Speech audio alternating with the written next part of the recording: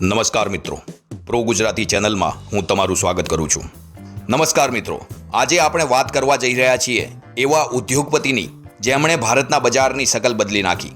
એક એવા બિઝનેસમેન કે જેણે નાની દુકાનોથી ભરેલા અસ્તવ્યસ્ત બજારના ગ્રાહકને સીધા જ શાનદાર ચમકતા એવા એસી હોલમાં પહોંચાડી દીધા.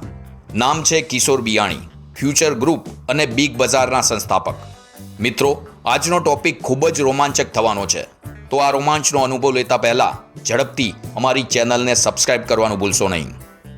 કિશોર બિયાણી, જેમણે 1981માં માત્ર 200 રૂપિયા મીટર એવા સ્ટોન વોશ ફેબ્રિક વેચીને પોતાની સફરની શરૂઆત કરી. ત્યારબાદ પેન્ટાલૂન જેવી ફેશન બ્રાન્ડનું નિર્માણ કર્યું. કિશોર બિયાણીએ સૌપ્રથમ પેન્ટાલૂન બ્રાન્ડ દ્વારા ટ્રેન્ડી ટ્રાઉઝર્સ વેચીને ફેશન જગતમાં ધમાકો કર્યો. 1994 સુધીમાં ભારતમાં તેમના 72 ફ્રેન્ચાઇઝી સ્ટોર હતા. પરંતુ બિયાણી ત્યાં અટક્યા નહીં. તેમણે જોયું કે ગ્રાહકો કપડાં પાછળ માત્ર 8% ખર્ચ જ કરે છે. એટલે જો ગ્રાહકના ખિસ્સાનો મોટો હિસ્સો મેળવવો હોય તો ડાયવર્સિફિકેશન કરવું પડશે. તેમણે 2001માં બિગ બજારની શરૂઆત કરી. ઘણા લોકોને લાગે છે કે બિગ બજાર એ વોલમાર્ટની નકલ હતી, પણ હકીકતમાં તે કિશોર બિયાણીનું એક સ્વપ્ન હતું કે જે ભારતીય હાટ બજારની ગરમાહટ, વાટાઘાટ અને ઘરેલું ફીલ એ બધું એક આધુનિક દુકાનમાં લાવવાનો પ્રયાસ હતો. તેમણે ભારતીય માનસિકતાને સમજી ભારતીય ગ્રાહકને સસ્તું જોઈએ છે, બ્રાન્ડ નહીં, અને એ માટે જ શરૂ થયા સબસે સસ્તે દિન જેવા કેમ્પેન, જ્યાં શરૂઆતમાં જ દરવાજા તૂટી જાય તેટલી ભીડ આવી.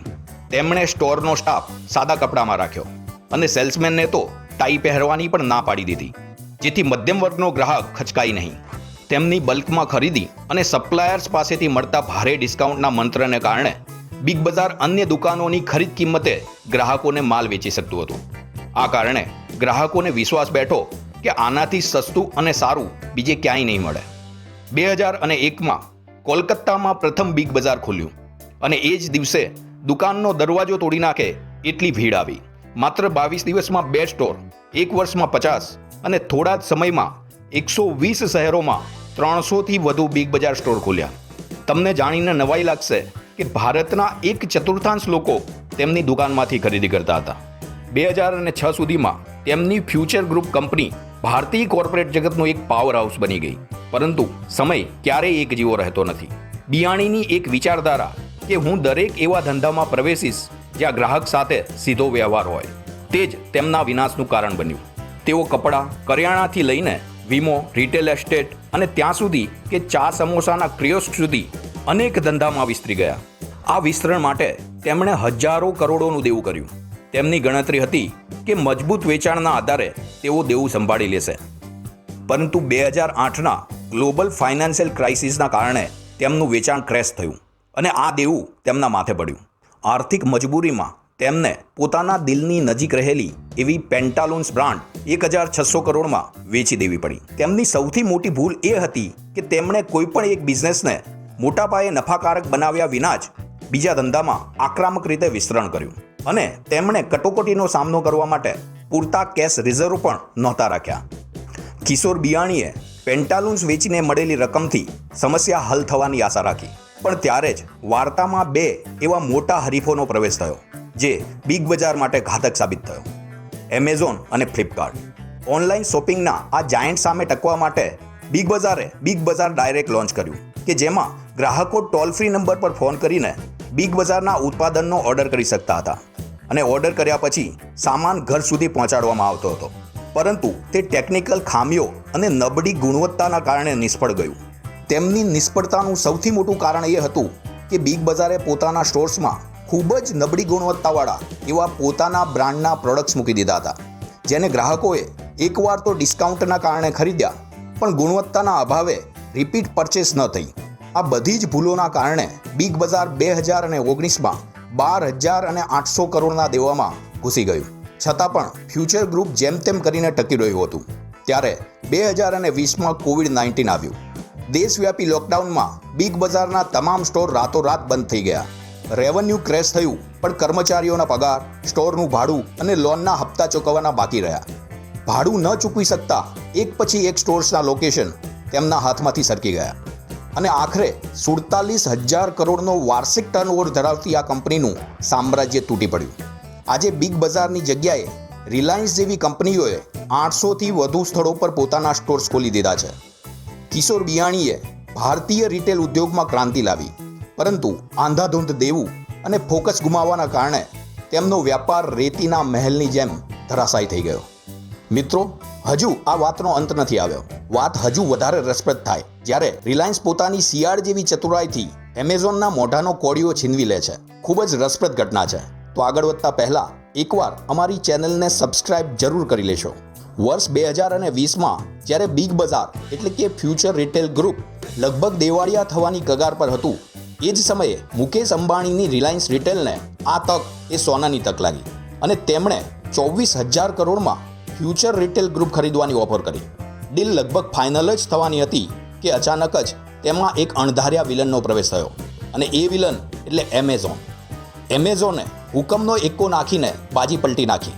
વાત જાણે એમ છે કે 2019માં એમેઝોને ફ્યુચર કૂપન્સ નામની ફ્યુચર ગ્રુપની એક કંપનીમાં 49% હિસ્સો ખરીદ્યો હતો અને આ ડીલમાં એક મહત્વની શરત એ હતી કે જો ક્યારેય ફ્યુચર રિટેલ પોતાનો હિસ્સો વેચવા જાય તો સૌ પ્રથમ ખરીદવાનો અધિકાર તે એમેઝોનનો રહેશે. અને એટલા માટે જ જ્યારે બિયાણી રિલાયન્સ સાથે ડીલ કરવા બેઠા ત્યારે એમેઝોન કોર્ટમાં ગયું અને આ ડીલ પર રોક લાગી.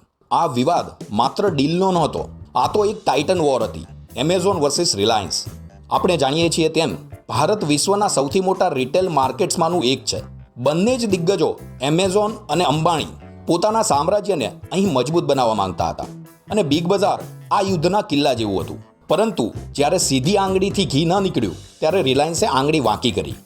વિસ્તારથી સમજીએ તો જ્યારે કોર્ટમાં કેસ ચાલી રહ્યો હતો ત્યારે ફ્યુચર રિટેલ પાસે પૈસા નહોતા, સ્ટોરના ભાડા પણ ચૂકવવા માટે તે સમર્થ ન હતું.